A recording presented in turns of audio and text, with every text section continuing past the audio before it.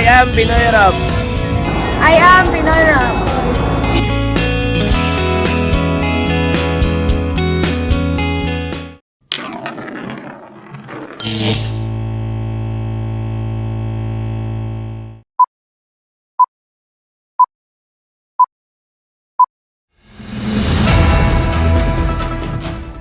For the headlines, weather forecast, tropical wave at cold surge sa susunod na linggo. In local news, panukalang River Bay sa Miss or ikinararalihan. Dalawa arestado, 9.5 milyong halaga ng shabu na kumpiska sa Iligan City. Lalaking nabalian ng chiropractic session pumanaw. Truck driver na nakasagasa at ikinamatay ng 3 estudyante hawak ng PNP. For the national, pananakot mula sa China Coast Guard sa West PHC inaasahan dahil sa typhoon missiles. And international, ihalik ko ang lupa, sabi ng isang pinalayas na Palestino na naghihintay na makabalik sa hilagang Gaza. Entertainment, ang mga hindi malilimutang karakter ni Gloria Romero sa kapamilya mula sa sitcom hanggang sa mga drama at fantaserye. Sports, pinagtutuunan ni Denise Zamboanga ang susunod na hamon matapos maabot ang tutok ng One Championship. International feature, patrol ng Pilipino. Apektado man mga Pilipino sa LA tumutulong sa mga biktima ng wildfires. National feature, panukalang kamatayan sa firing squad ay nagpapakita ng pagkabahala ng mga Pilipino sa korupsyon. Trivia, mula sa Ginto Mansanas hanggang Kalawakan ang paglalakbay ng kamatis. If you find this segment informative, please click the thumbs up button and subscribe to stay updated with our latest news, and share this broadcast to your friends and family. Your support helps us keep you informed. Help us get our first 10,000 subscribers. Your engagement matters. Liking, sharing, and subscribing to our content not only helps more people discover the important stories we bring you, but also supports our team's hard work. It boosts our visibility in the algorithm, making it easier for others to find ways to stay informed. Plus, it helps us generate more resources to continue delivering the news you rely on. Thank you for being part of our community.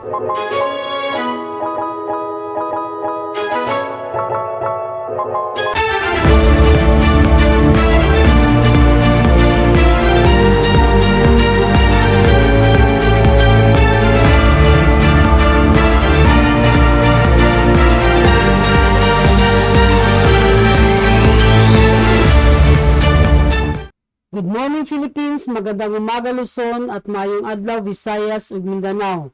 Ngayon ay Huwebes, Enero 27, 2025. Ako ang inyong tagapagbalita, Tina Gomez Gallego.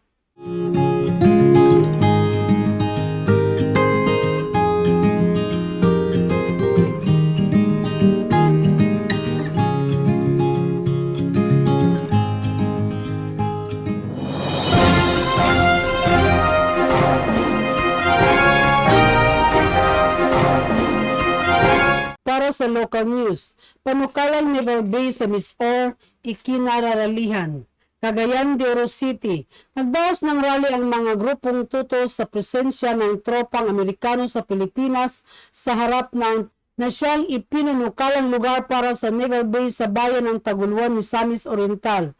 Ayon kay Herman Laurel, presidente ng Asian Century Philippines Strategic Studies Institute, bahagi ito ng kanilang 2 araw na protesta laban sa presensya ng mga kagamitan pangmilitar sa US at ang pagtatayo ng mga Enhanced Defense Corporation Agreement sites sa 10 lugar sa bansa. Ibinunyag ni Laurel na mula sa kanilang rally sa Taguluan, agad silang magtutungo sa bayan ng Maramag, Bukidnon para sa mas malaking pagtitipon kaugnay ng mga isyu ito ngayong araw.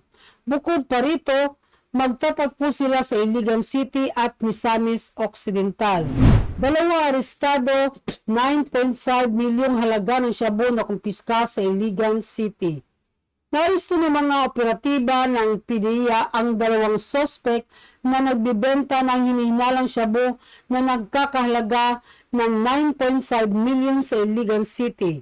Inaresto sila sa isang bypass operation sa Tigbanga Highway, Barangay San Miguel, bandang 12:30 ng hapon. Nakuha mula sa kanila ang tinatayang 1,400 gramo ng hinihinalang shabu, bypass money at isa pang sport utility vehicle.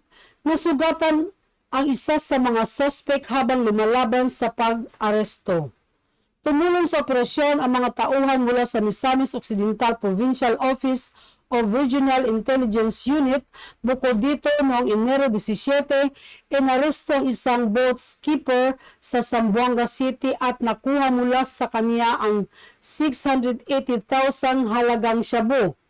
Nakumpiska mula sa kanya ang tinatayang 100 gramo na hinihinalang shabu, bypass money at isang mobile phone.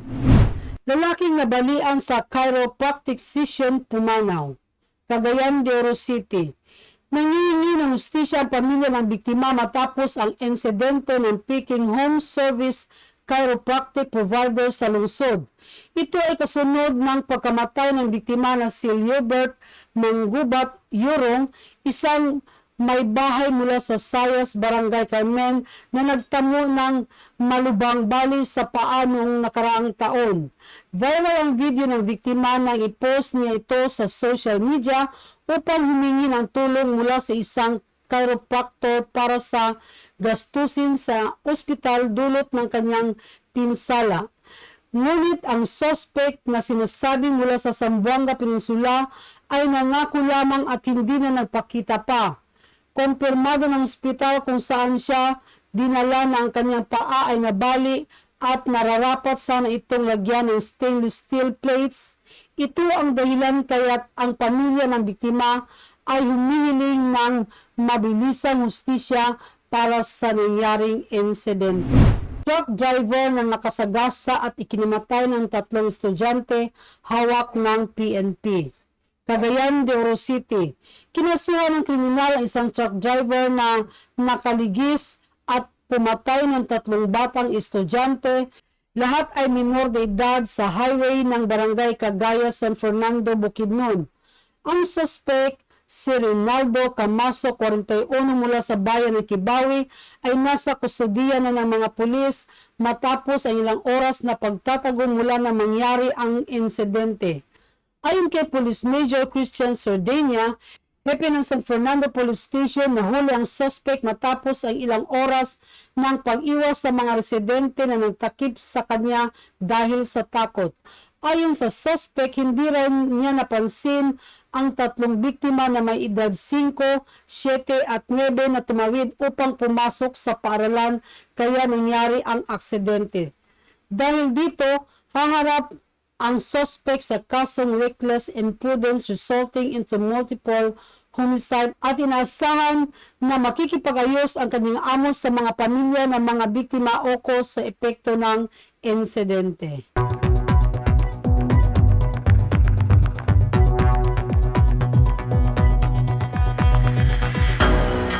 Weather forecast, tropical wave at cold surge sa susunod na linggo. Patuloy na umiiral ang amihang northeast monsoon sa kanlurang Pasipiko habang ang isang tropical wave ay maaring maging mababaw na LPA na papunta sa Mindanao at Katimugang Visayas sa susunod na linggo. Ako si Meteorologist Robert Espeta, kasalukuyang nagpapagaling mula sa trangkaso, ngunit narito upang magbigay ng mga update. Sa kasalukuyan, naapektuhan ng amihan ang bahagi ng Luzon na nagdadala ng mababang ulap habang mas mabibigat na pag-ulan ang nararanasan sa Mindanao.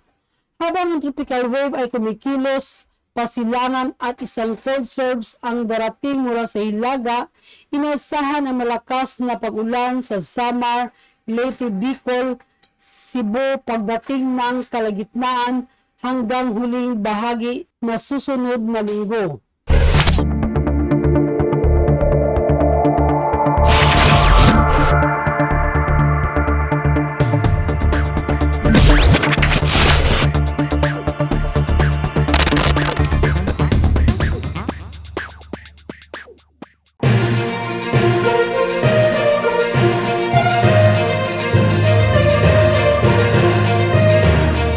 For the national news, pananakot mula sa China Coast Guard sa West PH Sea, inasahan dahil sa typhoon missile.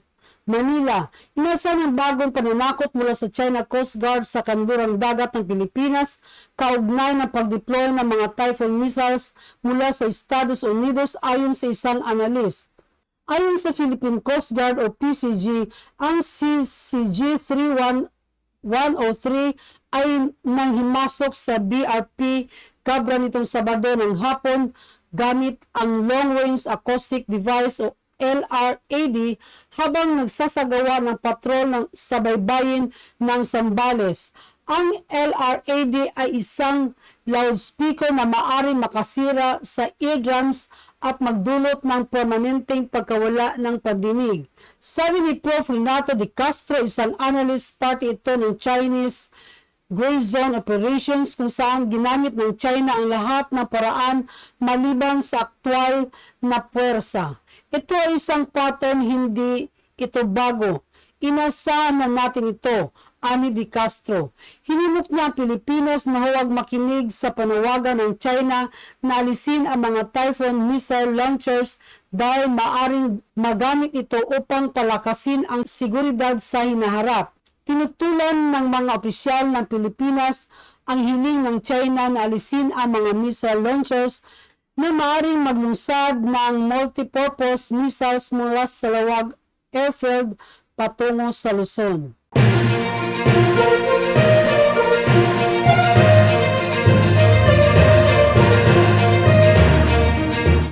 For the international news, ihahalik ko ang lupa, sabi ng isang pinalayas na Palestino na naghintay na makabalik sa Hilagang Gaza.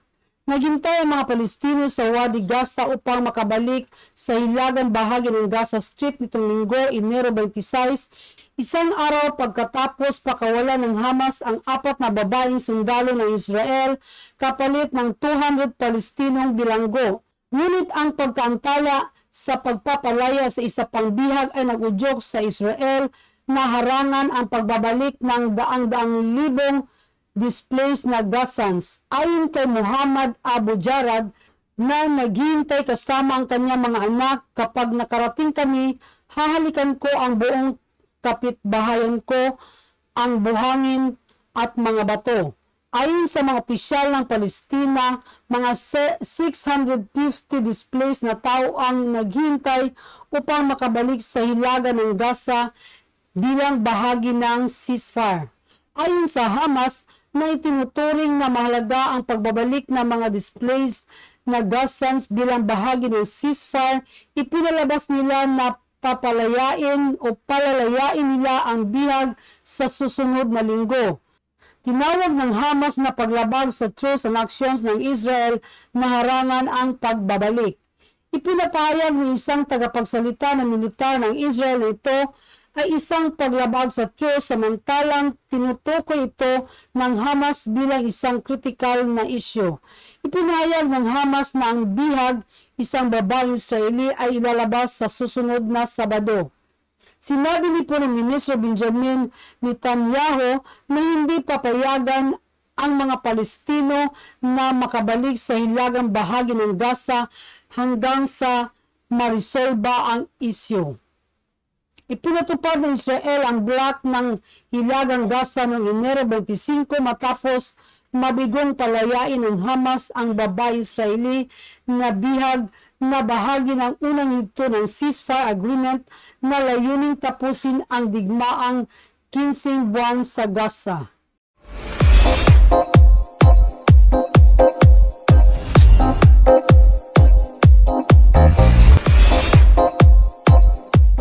At para sa entertainment, Ang mga hindi malilimutang karakter ni Gloria Romero sa kapamilya mula sa sitcom hanggang sa mga drama at fantaserye.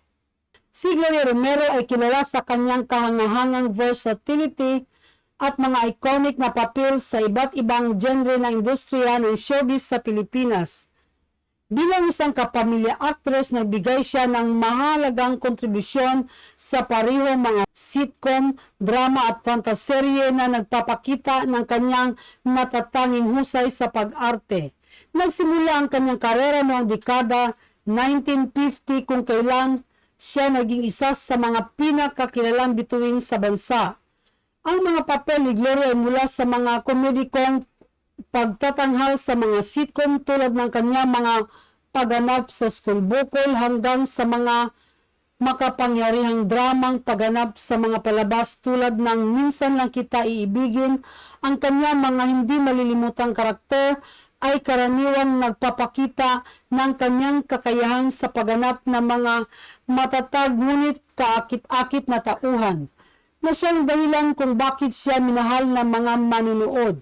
Ipinakita rin ni Romero ang kanyang galing sa mga fantaserye, lalo sa mga papel na nangangailangan ng emosyonal na lalim at kakayahang maglarawan ng mga karakter na mula sa ibang mundo. Ang kanyang pagganap bilang mga matatag na babaeng tauhan sa mga serye tulad ng Mulawin at Jezebel ay nagpapatibay ng kanyang katayuan bilang isa sa mga pinakagalang-galang na aktres ng kanyang henerasyon. Bilang isang icon ng pelikula at telebisyon sa Pilipinas, nakatanggap si Gloria Romero ng isang parangal at patuloy siyang nagsisilbing simbolo ng kahusayan sa industriya na sumasakop sa puso ng mga manunood mula sa iba't ibang sektor.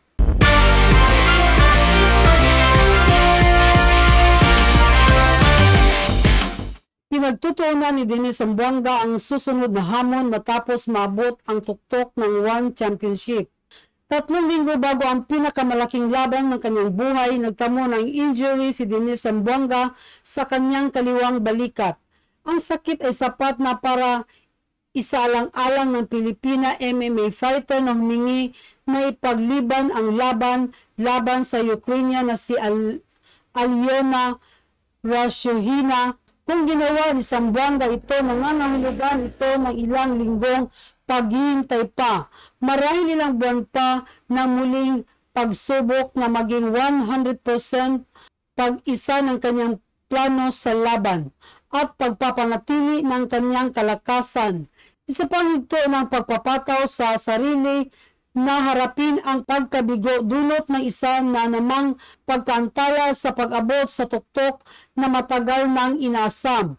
Ngunit matagal nang naghihintay si Dennis Zamboanga. Ang laban na ito ay hindi lang tungkol sa kanyang karir, kundi para sa pamilya, bansa at mga taga-suporta na patuloy na nagtiwala sa kanya mula pa noong una. Ang laban na ito ay hindi lang isang hakbang sa kanyang karera, kundi pagkakataon na patunayan na kaya niyang maging isa sa pinakamagaling sa mundo ng MMA.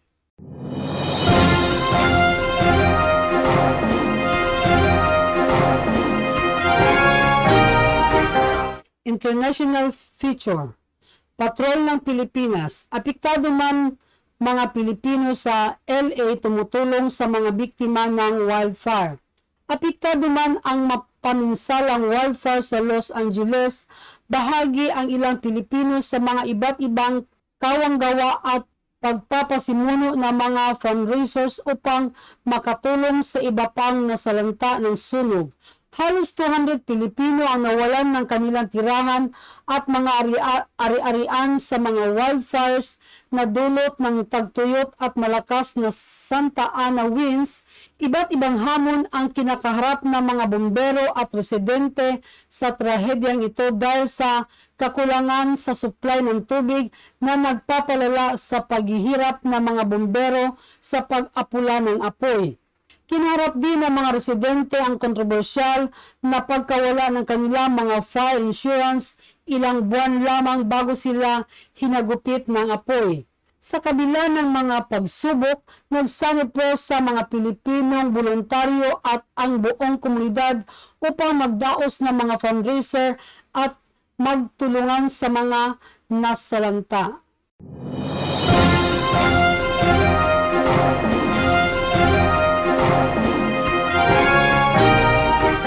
At para sa national feature, panukalang kamatayan sa firing squad ay nagpapakita ng pagkabahala ng mga Pilipino sa korupsyon.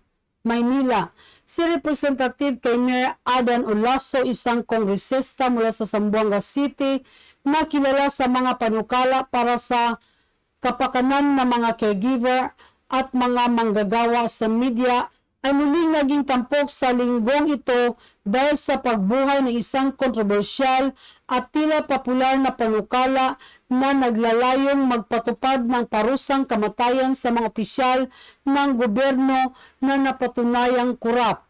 Sa panayam ng teleradyo serbisyo nitong Sabado ng umaga, sinabi ni Olaso na ang parusang kamatayan ay magiging isang permanenteng solusyon sa korupsyon at itinuturo ito ay dapat isagawa sa pamamagitan ng firing squad dahil ang lethal injection na siyang ginagamit ng huling magpatupad ng parusa sa Pilipinas ay masyadong mabilis. Hindi nila mararamdaman yung sakit aniya na ipinagpapalagay niyang magiging isang deterrent at isang gising sa mga politiko.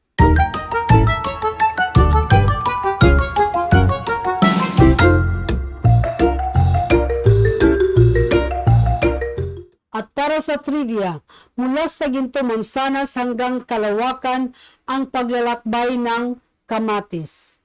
Ang mga unang kamatis sa Europa ay malamang na kulay dilaw, kaya tinawag itong Pomo de Oro o Gintong Mansanas. Ang mga kamatis ay nagmula sa Timog Amerika, pinatubo at pinaamo sa Mexico at dinala sa Europe na mga Espanyol noong ika-16 na siglo. Noong una, kinatakutan itong makamandag, ngunit kalaunan ay naging mahalaga sa lutuing Mediteraneo. Ang mga buto ng kamatis ay naitanim na rin sa Kalawakan tulad ng Tomato Spear Project ng NASA noong 1999 at mga eksperimento sa International Space Stations o ISS noong 2014. Ang mga mag-aaral na ito ay naglalayong tuklasin ang pagtubo ng halaman sa microgravity para sa mga pangmatagalang misyon sa Kalawakan. At iyon ang nakuha namin impormasyon mula dito at sa loob ng bansa. Patuloy po tayo makinig at manood ng Pinoy Rad News Channel on YouTube. Maraming salamat at hanggang sa muli.